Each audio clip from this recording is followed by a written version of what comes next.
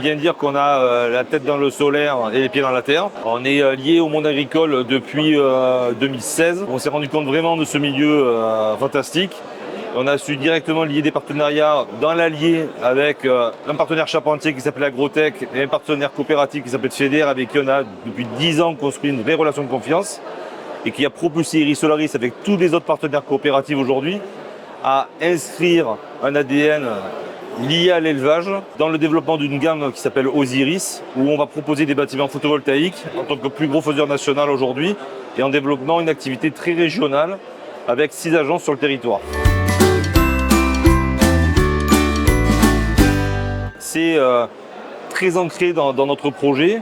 D'abord sur la partie autoconsommation, où là on a développé une marque qui s'appelle Gisco, qui est là pour répondre aux besoins énergétiques des agriculteurs liés aujourd'hui à l'évolution des prix à la hausse, qui a mis pas mal d'exploitants en difficulté. Et ensuite on a développé aujourd'hui un autre type de projet lié un peu plus à l'agrivoltaïque d'élevage, qu'on appelle Agriris, et qui permet à des agriculteurs de bénéficier d'une ombrière de manutention. Ça permet à l'agriculteur d'avoir cette partie contention aujourd'hui protégée des intempéries et de pouvoir avoir cette zone de chargement, de protection, de manipulation d'élevage protégée.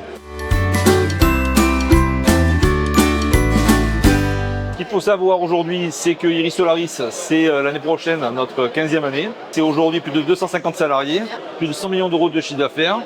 On a une croissance aujourd'hui qui est exponentielle, liée à notre déploiement régional. Il faut savoir que Iris Solaris est le premier acteur indépendant, constructeur de bâtiments photovoltaïques sur le territoire. Aujourd'hui, Iris Solaris, on se développe activement sur le territoire et notre ambition, c'est demain de devenir le premier énergéticien de France photovoltaïque en intégrant les métiers de la maintenance, en intégrant les métiers, on va dire, de l'ingénierie au niveau industriel, en développant toujours la société dans ce modèle-là.